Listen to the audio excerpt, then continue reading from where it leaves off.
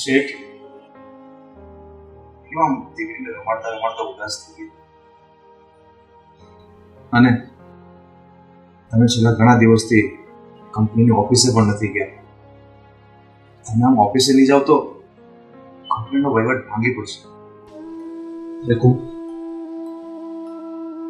મારી દીકરીને જોઈને મારું કાળજું કપાય છે.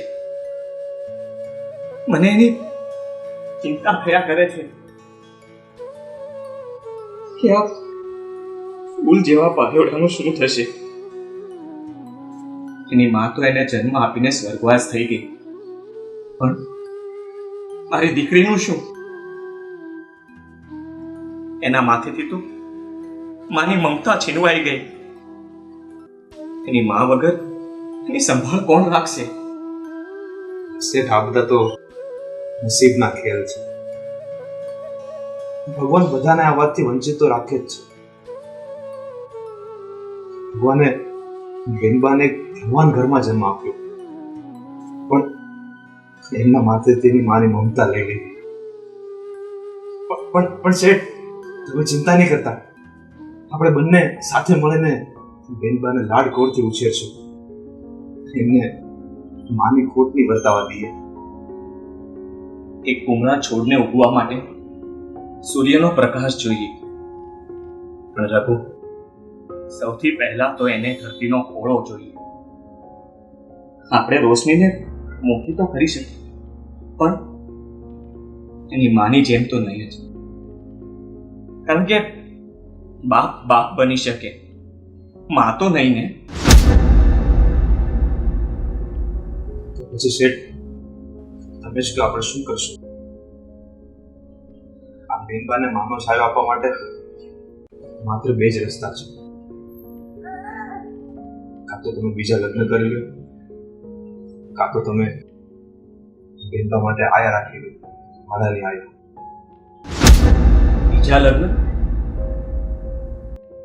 બીજા લગ્ન તો હું નહીં જ કરું, કારણ કે મારી બીજી પત્ની એને સગી માનો પ્રેમ નહીં આપી શકે.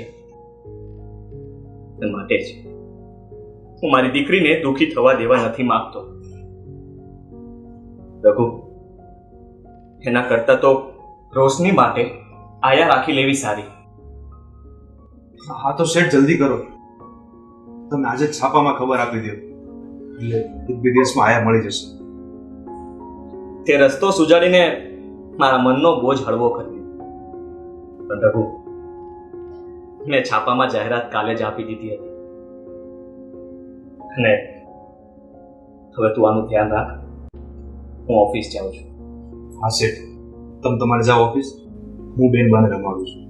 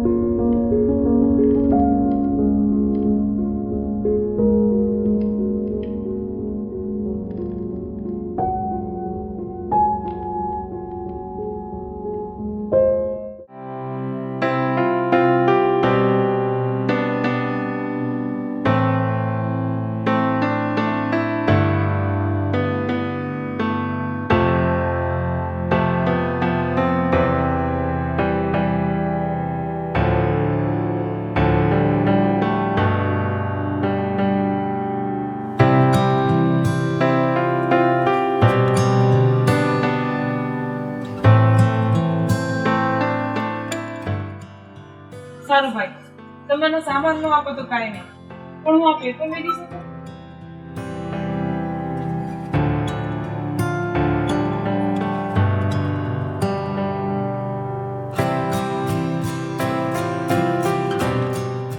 અરે દીદી, તમે? હા, હું. પણ હમણાંથી તું કેમ થાય મારા ઘરે દેખાતી નથી?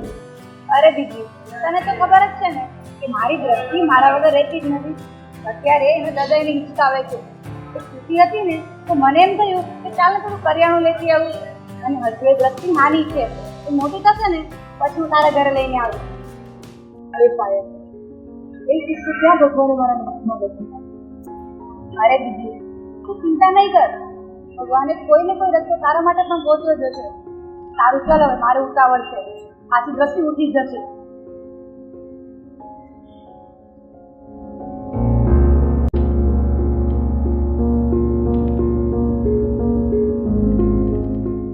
શેઠ, મને 5 કિલો ખાંડ, 1 કિલો દાળ અને 1 કિલો ચોખા આપો ને. ચોખેલું તૈયાર જ છે. કેમ તૈયાર જ છે? હમણાં એક સવિતા બેન કરીને આવ્યા હતા, એમની પાસે પૈસા નહોતા તો મેં વસ્તુ નથી આપી. હે ભગવાન, તે મારી બેનને સંતાન સુખ તો ના આપ્યું, પણ સંપત્તિ સુખે ના આપ્યું. સારું.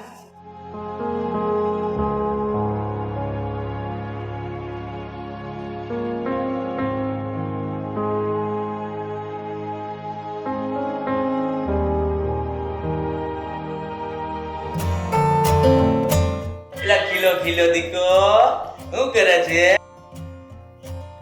જો હમણાં તારી મમ્મી આવશે હો. બાપુ, વધારે હેરાન તો નથી કરી ને? એલા બાપા, તમે જલ્દી નો આવ્યા. આ ક્યારની રડતી હતી, અત્યારે માઈન્ડ સાની રહી છે. અરે રે મારો દીકરો, આવ આવ આવ.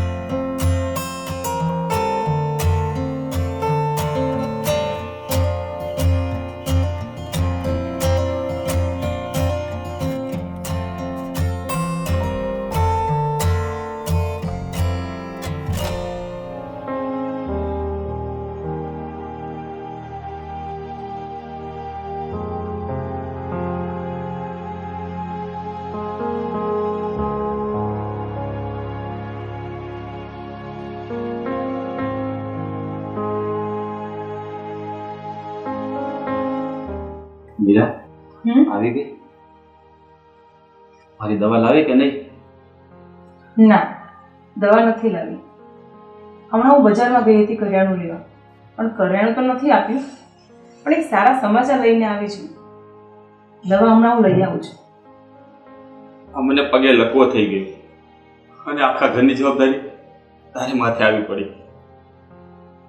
હા, તું બહારના કામ કરે છે ને, એ જોઈને મારો જીવ બળે છે, પણ હું શું કરું? હું લાચાર થઈ ગયો છું. તમે આમ દુઃખી ન થાઓ, મનમાં દુઃખ ન લગાવો. તમારું શરીર ભલે અપાઈશ થઈ ગયું હોય, પણ ભગવાનની દયાથી આપણું ઘર તો ચાલે જ છે ને. મારે ભલે ગમે તેટલું કામ કરવું પડે, મને આળસ નથી ચડતી. પોતાનો મને આનંદ થાય છે, અને જે કામ કરવામાં આનંદ મળે ને એ કામ પૂજા બની જાય છે. તારે કેટલું કામ કરવું પડે છે? આ બહારનું કામ કરવું પડે, ઘરનું કામ કરવું પડે, અને પાછું ઘરે ચલાવવાનું, અને મારી દવાનો ખર્ચો પણ. મેં તમને કીધું ને, કામ એ પૂજા છે મારા માટે. તમે જરાય ચિંતા નહીં કરો. અને આ જુઓ, આ પેપરમાં એક મોટા સેટે જાહેરાત આપી છે, એમની છોકરી માટે એક આયા જોઈએ છે. શું વાત કરે છે?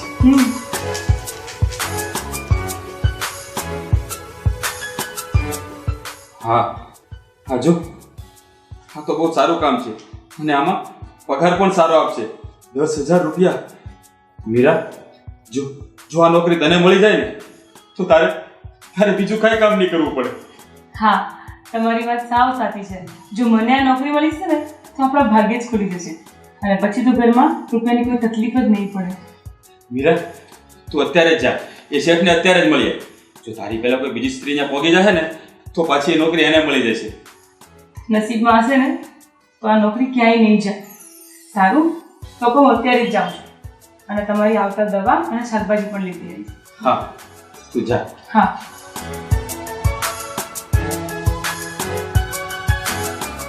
હે ભગવાન, હા નોકરી મારી પત્નીને અપાવી દેજે.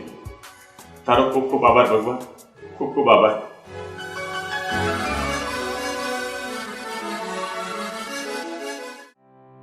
હા હા, તે બધી જ ફાઇલ મેં સબમિટ કરી દીધી છે. તમે એકવાર ફરીથી ચેક કરી લેજો. હા. નમસ્તે શેઠ. આવો આવો બેન. પણ તમે કોણ છો?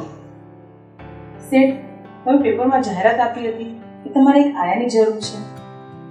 હા હા, મેં કાલે જ જાહેરાત આપી હતી.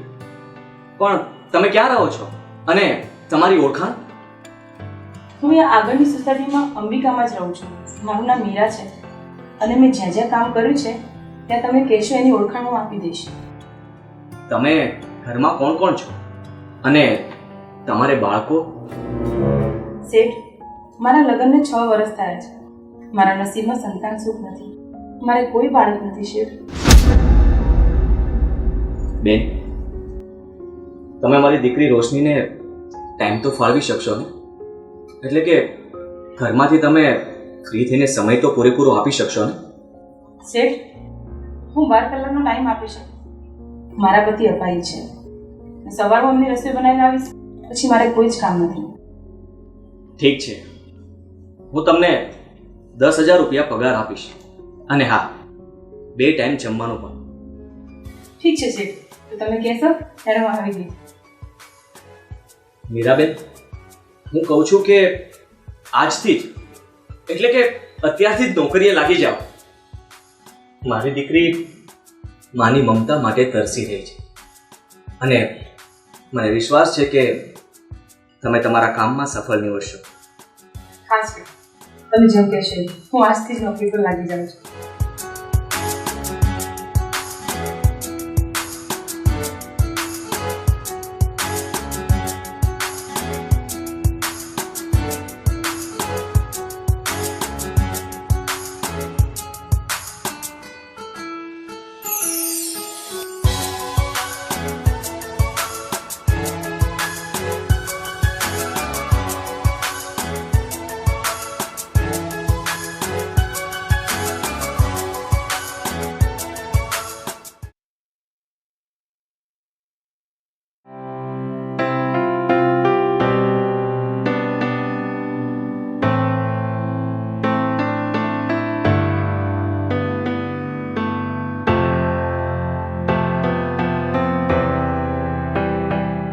લો અમારો પહેલો પગાર 10,000 રૂપિયા.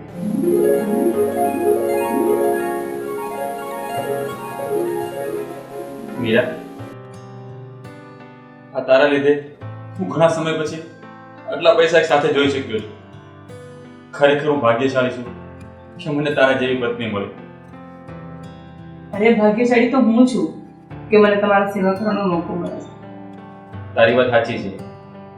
બધા આવી સેવા નથી કરી શકતા. બસ હવે બહુ વખાણ ન કરો નહીં તો હું ફૂલાઈ જઈશ. મીરા, હવે આ પૈસાથી આપણે બધી વસ્તુ ખરીદી શકીશું. તારા કપડાં, મારા કપડાં, આપણું કુકર બગડી ગયું છે ને, અને આ પંખો પણ નવો લેવો પડશે ને. ના હો, આ રૂપિયાથી કોઈ ખોટા ખર્ચા નથી કરવાના. આપણે રૂપિયા ભેગા કરવાના છે આ તમારા ઓપરેશન માટે. મીરા, મારા પગ પાછળ ખર્ચો કરવાથી કઈ ફાયદો થાય એમ નથી.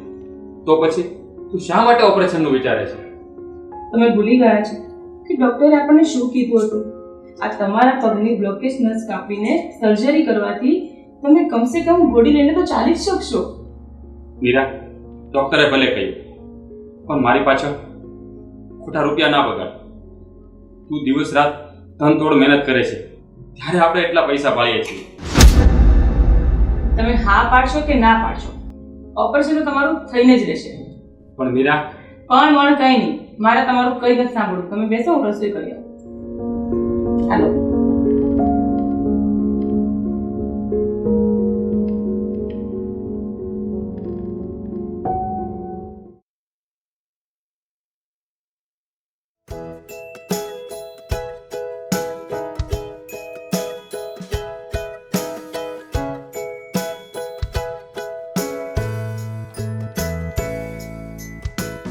અરે, મારી દીકરીએ ઓલનું માથું કેમ વીખી નાખ્યું?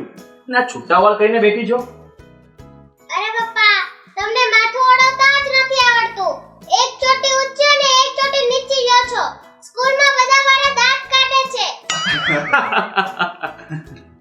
તો બેનબા લાવો હું તમને માથું ઓળી દઉં.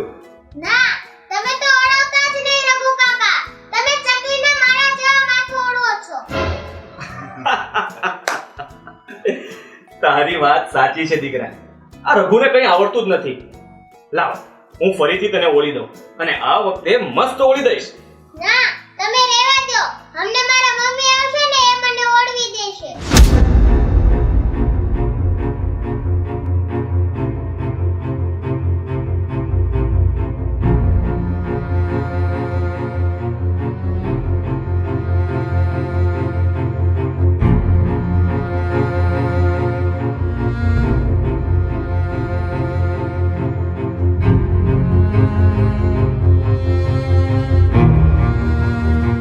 શેઠ કેમ આમ ઉદાસ થઈને ઊભા છો?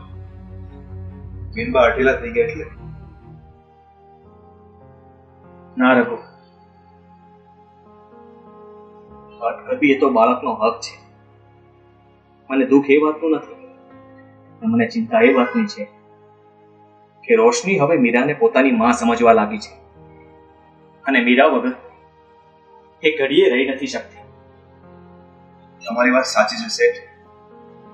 મને પણ ઘણી વાર એવું થાય છે કે બેનબાને કેવી રીતે કહું કે મીરા તમારી માં નહીં પણ આયા છે. જો આમને આમ ચાલ્યું ને તો રોશની મીરા વગર રહી નહીં શકે. હવે આપણે રોશનીને મીરાથી અલગ કરવી જ પડશે. એટલે કહેવા શું માંગો છો શેઠ? હું ઈચ્છું છું કે મીરાને હવે નોકરીમાંથી રજા આપી દઈએ. અમે રોશની હવે મોટી થઈ ગઈ છે અને આપણે બંને એને સંભાળી લઈશું. હા શેઠ, તમારી વાત સાચી છે. જો એ બેનબાને અને મીરાને વધુ સમય સાથે રાખશું ને તો અનર્થ થઈ જશે. બેનબાને મીરાની આદત પડી જશે. મમ્મી, મમ્મી તો આવી ગઈ.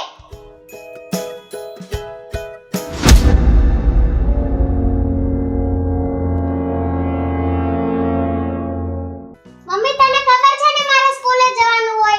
કેમ આટલી બધી મોડી આવી? સારું, હવેથી વહેલી આવી જઈશ. અને મેં તને કેટલી વાર કીધું છે તારે મને મમ્મી નહીં આંટી કહેવાનું. ના, તમે મારા મમ્મી છો ને, હું તમને મમ્મી જ કહીશ. સારું, કાસ્કો લો તો માથું ઓળે દો. ચાલ.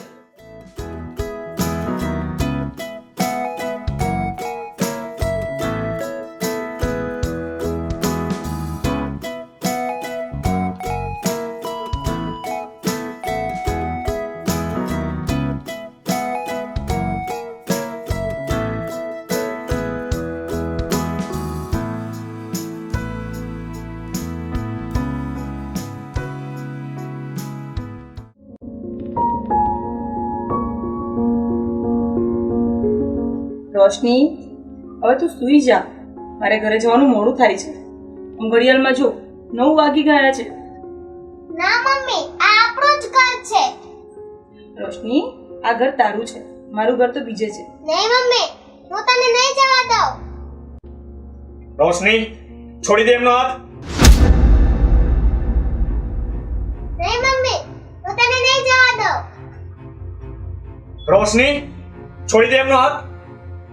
છોડી દે. મીરાબેન, તમે જાઓ.